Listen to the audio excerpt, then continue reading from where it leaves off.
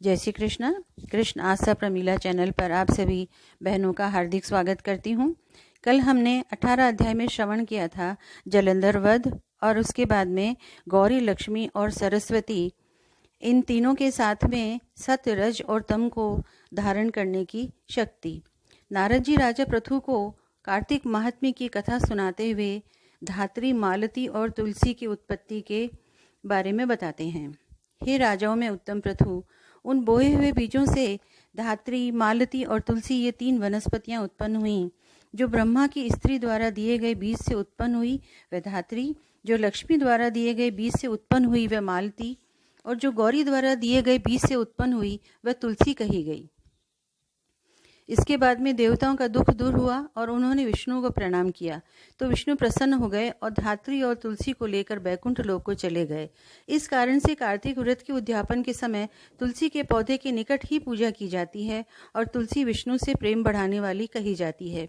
जिसके घर में तुलसी के वृक्ष लगे होते हैं उसका घर तीर्थ के समान होता है। उस घर में यमदूत प्रवेश नहीं कर सकते। सब पापों को दूर करने वाले और मनोरथों को पूरा करने वाले पवित्र तुलसी के पौधे को जो पुरुष लगाते हैं वे श्रेष्ठ पुरुष होते हैं और यमराज उन्हें दिखाई नहीं देते। नर्मदा नदी का दर्शन, गंगा स्नान और तुलसी वन का सत्संग, इन तीनों का पुण्य एक समान है। तुलसी लगाने, पालने, सींचने और दर्शन से मनुष्य के मन, वाणी और शरीर से किए हुए पाप भस्म हो जाते हैं। जो पुरुष तुलसी की मंजरी से विष्णु और शिव की पूजा करते हैं उनका पुनर्जन्म नहीं होता, उन्हें मोक्ष की प्राप्ति हो जाती है। तुलसी दल में पुष्कर आदि तीर्थ, गंगा आदि पवित्र नदियां, वासुदेव आदि देवता निवास करते हैं। तुलसी की जड़ की मिट्टी जिसके शरीर में लगी हो, ऐसा पुरुष सैकड़ों पाप करके भी यमराज की दृष्टि में नहीं आता। हे राजन, यह बात नितांत सत्य है कि ऐसा पुरुष विष्णु की समीपता प्राप्त करते हैं। जो लोग तुलसी की लकड़ी का चंदन लगाते हैं उनके शरीर का पाप स्पर्श नहीं कर सकते। हे राजन, जहाँ जहाँ तुलसी के वृक्ष की छाया हो वहाँ वहाँ श्राद्ध करना चाहिए, क्योंकि वहाँ किया हुआ श्राद्ध अक्षय होता है। इस तरह से तुलसी दल से मिले हुए जल से जो पुरुष स्नान करते हैं उन्हें गंगा जल का फल मिलता है, और जो पुरुष कार्तिक मास में तुलसी के वृक्ष के नीचे विष्णु भगवान का पूजन करते हैं उन्हें सभी क्षेत्रों में किए हुए विष्णु के पूजन का फल प्राप्त हो जाता है।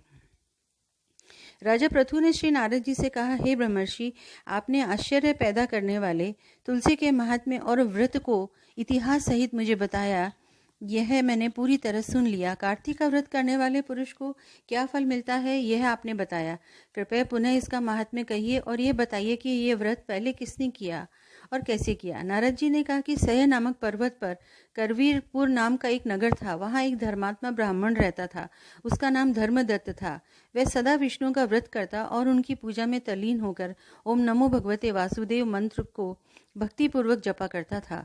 वह सदा ही अतिथियों का सत्कार करता था। एक बार वह रात्रि के चौथे पहर में हरि जागरण के लिए हरि मंदिर में गया। वह हरि पूजन की सामग्री लेकर जा ही रहा था कि उसकी दृष्टि एक राक्षसी पर पड़ी। उसका रूप बड़ा भयानक था। उसके दांत बड़े बड़े और टेढ़े थे। उसकी जीभ लपलपा रही थी। लाल लाल आंखें थी जो अंदर को धंसी हुई थी। वह नग्न थी, कांतिहीन शरीर था, लंबे होंठ थे और भयंकर शब्द कर रही थी अपने मुख से। उसे देखकर ब्राह्मण भयभीत होकर घबरा गया और कांपने लगा। भय के कारण उसने पूजा की सामग्री और पूजा के लिए ले जा रहे जल से ही उस पर प्रहार कर दिया। हरि का स्मरण करके तुलसी पड़ा हुआ जल जब उस राक्षसी के शरीर पर पड़ा तो उसके सब पाप दूर हो गए। उसने अपने पूर्व जन्म का स्मरण कर लिया और ब्राह्मण को दंडवत प्रणाम करके बोली कि पूर्व कुकृत्यों के फल से मेरी यह दशा हुई है। हे ब्राह्मण, मेरा उद्धार कैसे हो। दंडवत प्रणाम करके राक्षसी ने जब इस प्रकार कहा तो धर्मदत्त को बड़ा आश्चर्य हुआ और उसने पूछा कि किस कर्म के करने से तेरी यह दशा हुई है, तू कौन है, कहाँ की है, तेरा आचरण कैसा है, सो सब मुझे बता। कलहा नामक उस राक्षसी ने कहा कि हे ब्राह्मण, सौराष्ट्र नगर में भिक्षु नाम का एक ब्राह्मण था। मैं उसकी स्त्री थी। मेरा नाम कलहा था। मैं अत्यंत निर्दयी थी। मैंने कभी भी वचनों से उसे प्रसन्न नहीं किया और सदा उसे धोखा देती रही। जब भी वह परेशान हो गया और उसने दूसरा विवाह करने का विचार कर लिया, तब मैंने विष खा लिया और प्राण त्याग दिए। यम के दूत मुझे बांधकर मारते हुए यमलोक ले गए। यमराज ने मुझे देखकर चित्रगुप्त ने से पूछा कि हे चित्रगुप्त, इसने कैसे कर्म किए हैं देखो तो।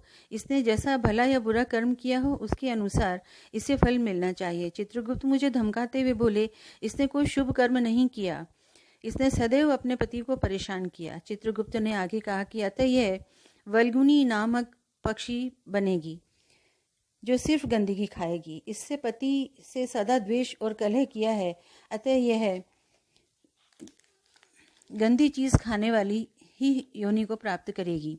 सदा रसोई के बर्तनों में अकेली ही भोजन करती थी, अतः यह बिल्ली की योनि प्राप्त करे जो अपने ही बच्चों को खा जाती है।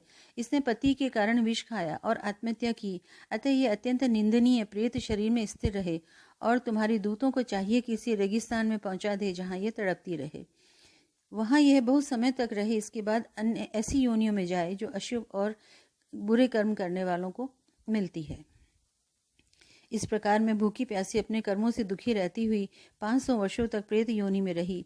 भूख प्यास से पीड़ित होकर मैंने एक वैश्य के शरीर में प्रवेश कर लिया और दक्षिण दिशा में कृष्णा और वेणी के संगम पर आई। जब वहां पहुंची तभी शिव तथा विष्णु के गणों ने मुझे उस वैश्य के शरीर से अलग कर दिया। हे ब्राह्मण, तभी मुझ भूखी प्यासी पर आपकी दृष्टि पड़ गई और आपके हाथ से तुलसी मिले जल के संसर्ग से मेरे पाप दूर हो गए। हे ब्राह्मण श्रेष्ठ, मुझ पर ऐसी कृपा कीजिए जिससे मैं आगे मिलने वाली 3 भयंकर योनियों से तथा इस प्रेत योनि से छुटकारा पा सकूं। इस प्रकार कलहा का वृतांत सुनकर उसके कर्मफल से प्राप्त ग्लानि को देखने से उत्पन्न हुई दशा से वह ब्राह्मण सोच में पड़कर दुख से विहल हो गया। इति 19वां अध्याय। बहनों, यदि आपको वीडियो पसंद आ रहा है, जानकारी पसंद आ रही है, तो कृपया लाइक शेयर करें और सब्सक्राइब अवश्य करें। धन्यवाद। जय श्री कृष्ण।